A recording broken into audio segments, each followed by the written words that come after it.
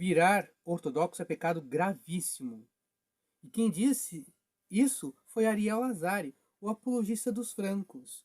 Vamos ouvi-lo a falar para depois eu tecer os comentários. Vamos lá. Agora, um católico virar ortodoxo, aí é um pecado mortal. Você está aderindo a um cisma, né?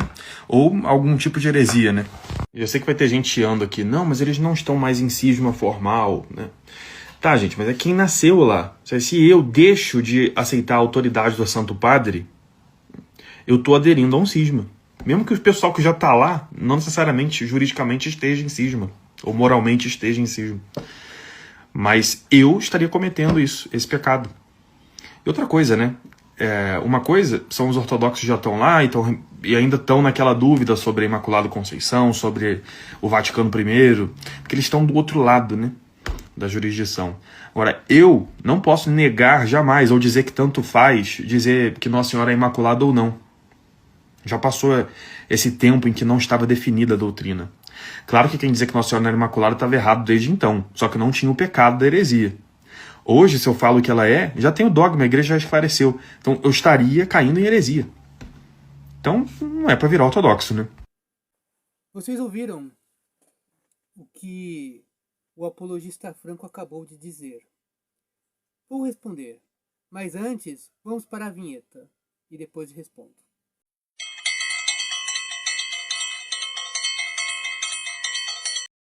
Antes de começar a responder ao senhor Ariel Lazari, eu vou evitar a todo custo a não fazer ataques pessoais, ataques ad hominem. Vou atacar as ideias do Ariel Lazari, tá? Porque isso é honestidade, eu sou um padre e como padre eu devo ser o mais honesto dentre os cristãos. Com a ajuda e graça do Senhor, vou fazer isso. Bom, então o que eu quero pedir para vocês é que vocês me deem um retorno. Eu estou usando aqui o microfone, ele está ligado, mas algumas pessoas sempre reclamam. Padre, seu microfone não está bom, o áudio está ruim, não estou ouvindo, ficou muito baixo, mesmo ligando o volume máximo. Então eu quero aí o retorno de vocês. Eu tenho esse microfone que eu paguei caro, tá? Mas agora eu tô sem dinheiro, não posso comprar outro. Agora, quem quiser me dar um microfone de presente, eu aceito aí esse microfone de presente, tá bom? Até porque o Dia dos Pais está chegando em agosto, né? No começo de agosto, acho que é 7 ou 8. Quem quiser me dar de presente, eu agradeço, tá? Muito bem. Então, vamos pegar aqui, eu fiz uma colinha do que o Ariel falou e vamos refutar as suas ideias. Então, um católico, isto é, um franco, tá? Quando eu falo franco, é o que vocês entendem por católico romano. Um franco, mas vamos colocar o que ele disse. Um católico virar ortodoxo é pecado mortal, né? Pecado grave, gravíssimo, enfim. Que você cai em cisma e heresia. E ele faz uma ginástica mental incrível. Porque assim, ele diz que quem já é ortodoxo, de família, mesmo aqui no Brasil, né, de famílias sírias, libanesas, famílias gregas, russas, ucranianas, então essas pessoas que sempre foram ortodoxas, que são ortodoxas há muitas e muitas gerações, elas não são nem cismáticas, nem heréticas e também não estão em pecado mortal. Tá? Embora não estejam em cisma formal, como ele fala. Agora, se um franco, isto é, um católico romano, se um franco deixa de ser franco para se tornar ortodoxo, aí ele peca gravemente. Ele peca gravemente, ele cai em cisma e cai em heresia. Que é o meu caso, segundo Ariel Lazari, eu estou em pecado mortal. Não porque eu tenha matado, tenha roubado, ou tenha infringido os 10 mandamentos. Eu estou em pecado mortal porque eu me separei da Roma moderna, do Papa, enfim. Então eu estou em pecado mortal porque eu não estou em comunhão com Pedro, blá blá blá, e toda essa baboseira aí. Então, segundo Ariel Lazari, estou em pecado mortal, sou cismático e herético. E pior ainda, eu sou padre. Eu sou padre ortodoxo. Então, segundo Ariel Lazari, além de pecado mortal, eu comungo em pecado mortal porque eu sou padre e celebro a Eucaristia. E meu pecado aumenta se eu converter pessoas à ortodoxia. Pessoas da Igreja Romana, tá? Dos francos. Tá? Isso é um pecado, segundo o Ariel, porque eu rompi a unidade, porque o Papa ele deu a ideia ali no vídeo que o Papa tem a jurisdição universal, né? E, enfim, que essa ideia que os francos têm que o Papa é um super bispo, um semideus, o bispo dos bispos. Aliás, título blasfemo, bispo dos bispos, ou seja, se o Papa é o bispo dos bispos, os bispos não são bispos na visão do Papa, são como meros padres, diáconos ou até mesmo leigos, tá? Já que o Papa é o bispo supremo e aí esses outros bispos são apenas delegados do Papa, como eu, um sacerdote ortodoxo, sou delegado do meu bispo. Ou seja, só faço a liturgia com a autorização dele e a minha liturgia só é válida porque estou em comunhão com o meu bispo e estou representando o meu bispo. Então, os outros bispos têm essa relação com o Papa, então eles são meros representantes do Papa. Tá? Mas essa doutrina não se sustenta na patrística. O Ariel, que fala tanto em patrística, então ele fez até um vídeo acusando que os protestantes não leem patrística, os apologistas, né? Que os apologistas protestantes não leem a patrística, não recomendam os livros da patrística, pegam trechos isolados e blá, enfim. E que deveriam ler a patrística. Me parece, isso não é um ataque pessoal, me parece que o Ariel também não lê a patrística, embora ele tenha muitos livros da patrística da Paulo. Por quê? Se ele lesse a patrística, ele não teria essa ideia da jurisdição universal do bispo de Roma, porque essa ideia não existia. O Papa não era um bispo acima dos outros, ele era o primeiro entre os iguais, mas nunca superior aos outros bispos. Essa ideia não existia. Essa é uma ideia moderna, essa ideia não existia no primeiro milênio, não existia na época da igreja indivisa. Essa ideia surgiu depois que os ocidentais, os francos, romperam com a igreja ortodoxa e desenvolveram essa doutrina, tá? E para isso, eu trouxe aqui, deixa eu pegar o livro, que já é conhecido de vocês, que já recomendei, e sempre recomendo, e sempre vou recomendar, que é o Dicionário das Crenças dos Cristãos Primitivos, do David Berkot, que é um protestante, a editora é protestante, e foi baseado na obra do Ante-Nicene Fathers. Eu não sei falar inglês, tá? Então vou colocar aqui. Foi baseado na obra inglesa dos padres antenicenos. Então, são 10 volumes dos padres antenicenos e o David Berkot ele consultou esses 10 volumes e criou esse dicionário aqui, com mais de 700 verbetes. Muito bem. Então, se a gente quiser saber se o Papa tinha jurisdição universal, como é que a igreja primitiva entendia, como é que os padres antenicenos, isto é, padres que vieram antes de Nicéia, entendiam a tal jurisdição do Papa. Era universal ou não era? E isso também vai responder se eu estou em pecado mortal porque não tenho comunhão com o Papa, porque não aceita a jurisdição universal. Ora, se a jurisdição universal é uma invenção dos francos, se é uma doutrina inventada pelos francos, então quem está em pecado mortal são aqueles que seguem como se fosse uma verdade de fé a jurisdição do bispo de Roma. Eles estão em pecado. Eles são em pecado. Tá? Em pecado. Foi pecado, mas é pecado. Eles estão em pecado grave. Não eu. Eles. Porque uma vez que eles estudam, uma vez que eles dizem que são especialistas em patrística, que eles conhecem a patrística, que eles leem a patrística, então eles têm o dever de abandonar essa falsa doutrina, porque a falsa doutrina da jurisdição universal não existe nos padres da igreja. E eu vou provar. Muito bem. Eu vou pegar aqui apenas alguns textos, porque são muitos textos, tá? Vou pegar apenas alguns textos. Um de Santo Irineu, alguns textos de Firmiliano, tá? E um outro testemunho. Vamos lá. Quando o bendito Policarpo estava visitando Roma, nos dias do Aniceto, aqui está entre colchetes, a palavra bispo, tá? Então vou ler de novo. Ó. Quando o bendito Policarpo estava visitando Roma, nos dias do entre colchetes bispo Aniceto, eles prontamente se identificaram um com o outro. Eles não desejavam que qualquer disputa surgisse entre eles acerca da questão da observância da Páscoa, pois Aniceto não conseguiu persuadir Policarpo a abandonar a observância, de novo entre colchetes, de seus costumes de Páscoa, pois essas coisas tinham sido sempre observadas por João, o discípulo do Senhor, e por outros apóstolos com os quais Policarpo estava familiarizado.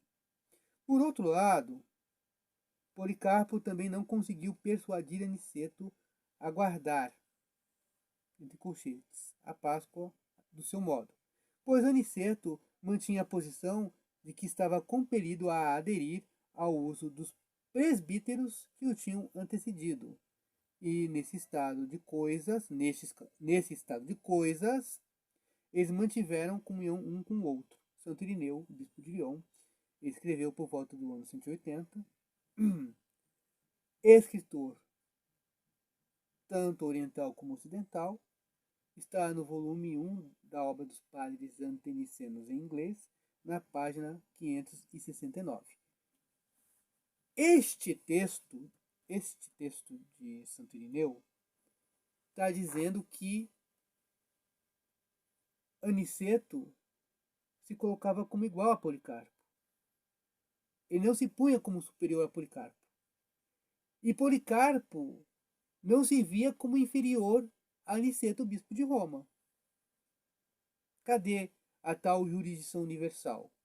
Se o Papa tinha a jurisdição universal, Policarpo tinha que abaixar a cabeça e falar: vou celebrar como o Papa quer, porque ele é o chefe da igreja, ele é a cabeça visível da igreja. Não vemos isso. Agora, vou citar alguns textos do bispo Firmiliano. Bispo Firmiliano. Lembrando que ele é um padre que viveu bem antes de Nicéia. Bem antes de Nicéia. Tá? Então, um padre anteniceno. Que aí Firmiliano vai falar contra o bispo de Roma, Estevão. Tá? Bom.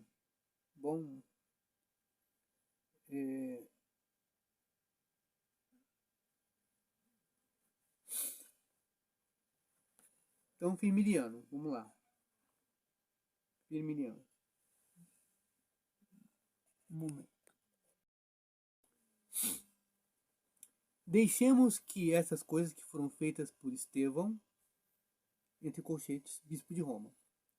Deixemos que essas coisas que foram feitas por Estevão, bispo de Roma, passem do tempo presente. De outra forma, enquanto nos lembramos de sua audácia e orgulho, nós poderemos trazer uma tristeza mais duradoura sobre nós, por causa das coisas que ele perversamente praticou. Então, Firmiliano chama o Papa de prepotente, de orgulhoso, e falou que praticou coisas perversas. Firmiliano viveu no século III. Foi contemporâneo de São Cipriano. Então, escritor oriental, a sua obra se encontra no volume 5 dos Padres Antenicenos em inglês, na página 390. Mais um testemunho de Firmiliano. Entretanto, aqueles que estão em Roma nem sempre observam as coisas que foram passadas desde o princípio, Na realidade, eles pretendem, de modo vão, a autoridade dos apóstolos. Qualquer um pode entender do fato que acerca da celebração da Páscoa é possível enxergar que existe certa diversidade. Da mesma maneira, em muitas outras províncias, muitas outras coisas são variadas por causa da diferença dos lugares e dos nomes. Independentemente disso, não existe qualquer afastamento da paz e da unidade da Igreja Católica. Por esse motivo, como Estevão se tem atrevido a fazer, Firmiliano escreveu por volta do ano 256, escritor oriental, volume 5 da obra dos padres antenicianos em inglês, página 391. De novo a questão da Páscoa. Então a questão da Páscoa pegou aí, pegou a questão de Aniceto, do Papa Vítor e Estevão. Estevão queria obrigar todo mundo a celebrar ao modo romano. E Firmiliano diz que é questão de costume. Então essas práticas são diferentes, mas isso não quebra a unidade da igreja, porque é um costume, não é um dogma novo, não é uma doutrina que destrói uma verdade de fé, é um costume, apenas isso. E ele quis mostrar isso para Estevão, bispo de Roma, e que havia em outras igrejas, em outros lugares, costumes diferentes, mas isso não quebra a unidade da igreja, é a unidade na diversidade.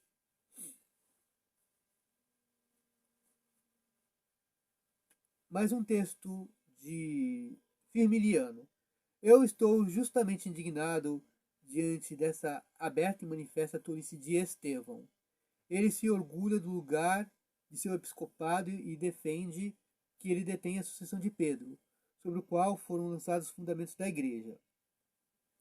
No entanto, ele introduz muitas outras rochas e estabelece novos prédios de muitas igrejas, entre colchetes heréticas. Ele não entende que a verdade da rocha cristã está encoberta e, em certa medida, abolida por ele, quando ele trai e deserta a unidade desta maneira. Estevão, que declara que detém a cadeira de Pedro por sucessão, não se agita com zelo contra os hereges, pois ele concede aos mesmos o maior poder da graça. Firmiliano. Isso quer dizer o quê? Que os orientais, quando um herege se convertia, eles batizavam. E Estevão mandava receber com imposição das mãos. Então Firmiliano o acusa de compactuar com os hereges. Então isso já mostra que os primeiros cristãos não tinham essa visão que o Papa era infalível. E que não podia obrigar aos outros bispos, porque ele não tinha jurisdição sobre os outros bispos como querem os apologistas francos. Ele tinha a sua jurisdição, não sobre os outros bispos. Ele era o primeiro entre os iguais.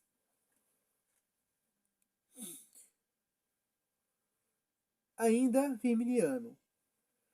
David Bercotti, que é o autor desse dicionário, ele coloca aqui um alerta. A passagem a seguir foi escrita contra Estevão, bispo de Roma, por Firmiliano, um bispo do leste. A ocasião foi quando Estevão excomungou todas as igrejas que não seguiam sua prática de aceitar o batismo realizado por hereges, exigindo apenas que os bispos impusessem as mãos sobre os hereges quando vinham para a igreja. Diz Firmiliano: que grande pecado você tem amontoado para você, mesmo quando rompeu com tantos rebanhos, pois foi a você mesmo que você separou. Não se engane, pois o verdadeiro cismático é aquele que se torna num apóstata da comunhão da união eclesiástica. Apesar de você pensar que cada indivíduo pode ser excomungado por você, na realidade, você excomungou a si mesmo de todos os outros. Nem mesmo os ensinamentos de um apóstolo foram capazes de moldá-lo conforme a regra da verdade e paz. Apesar de ele ter advertido e dito: eu peço a vocês que andem de modo digno do chamado com que foram chamados, com toda a humildade e mansidão. Agora continua de modo sarcástico. De que modo cuidadoso Estevão cumpriu esses mandamentos salutares e advertências feitas pelo apóstolo? De que modo cuidadoso ele primeiro guardou a humildade de mente e mansidão? Pois o que é mais humilde ou manso do que discordar de tantos outros bispos através do mundo inteiro, rompendo a paz com cada um deles em vários tipos de conflito? Em dado momento ele rompeu com as igrejas do leste, como temos certeza que vocês sabem. Em outro momento ele rompeu com vocês, que estão no sul. É isso que é guardar a unidade do espírito no vínculo da paz?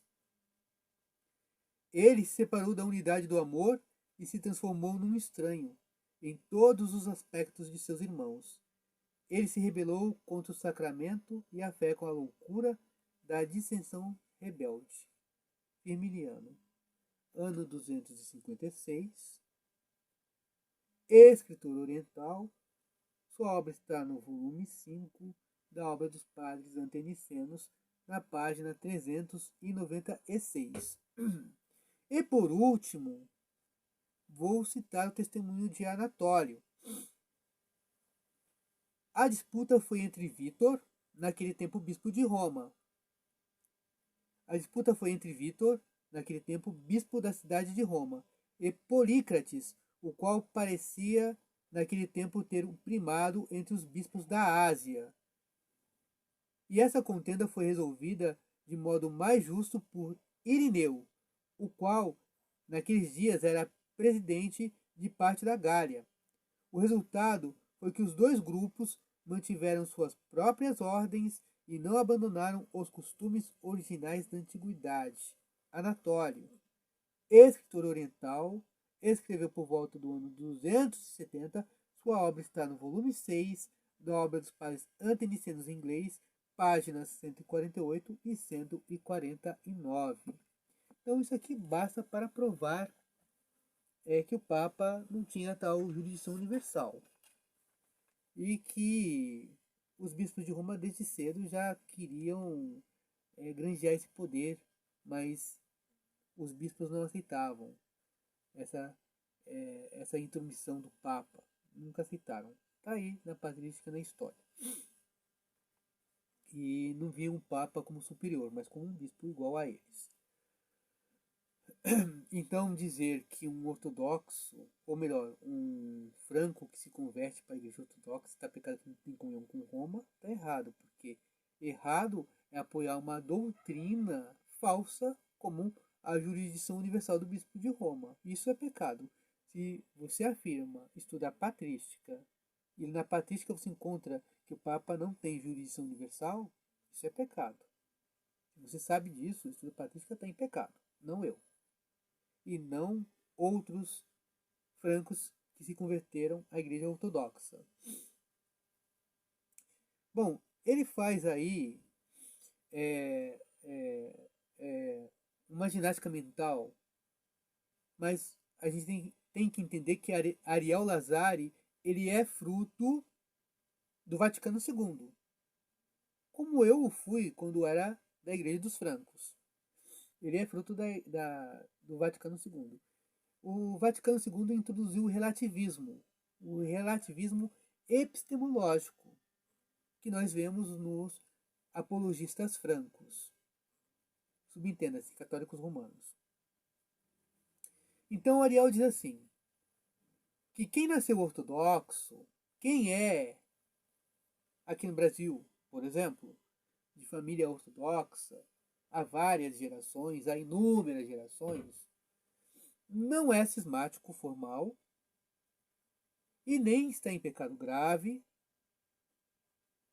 e nem é herético. Mas Eu que sou um ortodoxo, e mais ainda um padre ortodoxo, que eu era da igreja dos francos, eu estou, segundo Ariel Lazari, em pecado mortal, eu sou cismático e herético. Olha o relativismo. Raciocina comigo. Vamos pegar duas pessoas. Uma que sempre foi ortodoxa, de família, inúmeras gerações a família é ortodoxa. E eu, que sou de família latina, cuja família era da chamada Igreja Católica Romana. Eu rompi com a Igreja Romana. Esse que sempre foi de família ortodoxa, esse não é cismático nem herético. Eu que me converti sou cismático e herético, embora eu tenha a mesma fé que esse aqui. Eu tenho a mesma fé que esse aqui. Eu tenho a mesma fé, mas ele não é cismático, nem herético, nem está em pecado. Eu estou em pecado, sou herético e cismático. O Ariel, ele fere o princípio da não contradição de Parmênides. Porque uma coisa não pode ser ela e não ser ela ao mesmo tempo. Então você tem dois ortodoxos, ou seja, os dois são a mesma coisa. São a mesma coisa, porque tem a mesma fé, tem a mesma administração dos sacramentos, tem as mesmas doutrinas. Os dois são a mesma coisa. Então o Ariel, ele fere o princípio da não contradição de Parmênides, que uma coisa não pode ser ela e não ser ela ao mesmo tempo. Como é que um ortodoxo que tem a mesma fé que o outro é herético, um é herético e o outro não é? Se a fé é a mesma. Como é que um é cismático e o outro não é cismático? Como é que um está em pecado por não estar em comunhão com o bispo de Roma e o outro não está em pecado? Como é que se explica isso? Olha o absurdo que o Vaticano II fez com seus apologistas. Eu prefiro os tridentinos. Eu prefiro os lefrevistas. Os lefrevistas eu os considero cismáticos e heréticos. Mas eu prefiro os lefrevistas. Por quê? Porque eles são sinceros. Eles dizem que tanto eu, que sou convertido, como aqueles que sempre foram ortodoxos, são cismáticos e heréticos. Ou seja, tem uma coerência. Eles não quebram o princípio da lógica. E aí o Ariel tem um outro erro, claro, derivado do Vaticano II e da evolução do dogma. Nesse caso, os tridentinos também caem, né, nesse erro, que é o erro da evolução do dogma. Então ele diz assim, que a partir do momento que o Papa definiu a Imaculada Conceição, se você não crê na Imaculada Conceição, se você é um convertido, você era da Igreja Romana, você passa para a Igreja Ortodoxa, você não é apenas cismático, você está em pecado mortal e, além de tudo, é herético. É herético. Até 1854, se podia acreditar que a Virgem Maria não era imaculada. E estava tudo bem, porque era apenas uma opinião teológica. Mas vamos pegar o raciocínio do Ariel Lazari e vamos transportar lá para os primórdios do cristianismo na era pré-nicena. Então havia um bispo, Paulo de Samosata, ele foi o primeiro grande herege a negar a divindade de Cristo. Tá?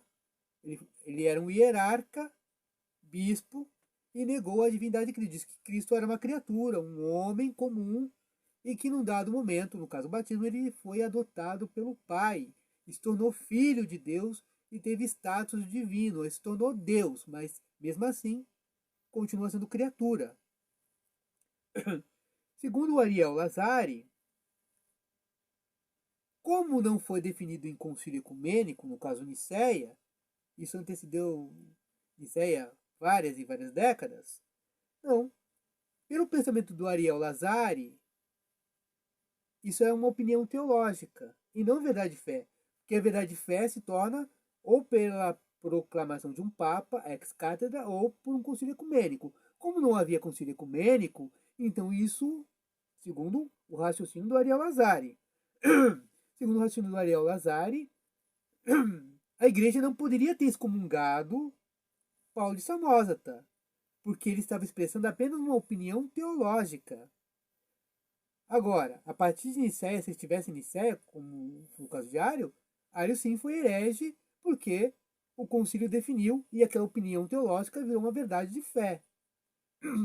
Mas isso não se sustenta. Mesmo não havendo o concílio ecumênico, Paulo de Samosata foi condenado como herético, porque ele atingiu uma verdade de fé, aquilo que foi revelado por Cristo. Aquilo era uma verdade de fé, não uma opinião teológica, porque Cristo revelou que era Deus. E a igreja conservou essa doutrina, que Cristo é Deus.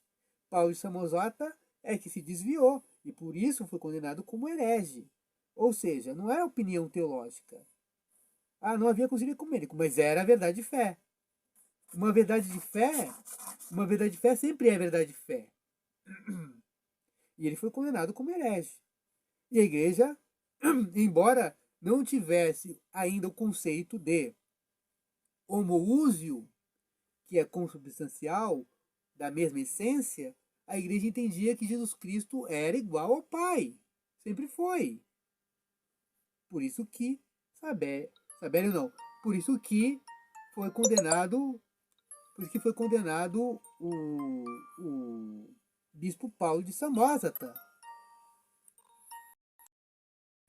Foi condenado como herege, mesmo não tendo concílio ecumênico. Por quê? Uma opinião teológica não foi revelada por Cristo. Teologia é opinião teológica. É uma coisa que você pode especular, se isso não contradiz o dogma. A igreja tem essa liberdade, na igreja romana também. Só que uma opinião teológica, que é uma especulação, ela nunca pode se tornar um dogma. Uma opinião nunca pode se tornar verdade. Opinião é uma crença. Agora, a verdade não, a verdade é sempre verdade. Uma verdade não pode deixar de ser verdade. Uma opinião, que é uma crença, não pode. Opinião é uma crença que a pessoa não tem certeza. Tá? Uma especulação dela, que pode ser verdade ou não. Então essa coisa de opinião, ela não pode se tornar uma verdade de fé, porque a verdade de fé sempre é verdade de fé. Uma coisa que é opinião, ela não pode deixar de ser opinião para se transformar em verdade. Isso é tanto válido no mundo das ciências, no mundo da filosofia, como é verdadeiro no mundo espiritual da igreja. Uma opinião é sempre opinião. Uma opinião não pode deixar de ser opinião para se tornar verdade. A verdade não, a verdade é sempre verdade. Ela nunca vai deixar de ser verdade.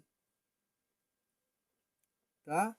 Então essa coisa de que uma coisa não era a verdade e agora é tosco, é ridículo. A igreja ortodoxa não faz isso. Uma opinião é uma opinião. Por isso que a igreja ortodoxa nunca vai dizer que a Imaculada Conceição é um dogma, ou que a dormição da Virgem Maria é um dogma. Eu acredito na dormição da Virgem Maria, acredito que ela ressuscitou, acredito que ela foi levada ao céu de corpo e alma, mas isso é uma opinião, não é uma verdade de fé. E sendo opinião, ela não pode ser transformada em dogma. Não pode, porque não foi revelado por Cristo. Só é dogma aquilo que foi revelado por Cristo aos apóstolos. Isso é dogma. Por exemplo, a virgindade perpétua foi revelada por Cristo aos apóstolos. É verdade de fé. Ponto. Não se questiona. Então, seguindo São Vicente de Lerins, o que é católico? Católico é o que foi criado por todos, em todos os lugares, em todos os momentos. Por exemplo, a Imaculada Conceição, que o Ariel falou no vídeo, a Imaculada Conceição não foi criada por todos, nem em todos os lugares, não foi criada por todos, nem em todos os lugares, nem em todos os tempos. Logo, não é verdade de fé, é opinião. A verdade ela é constante, ela não muda.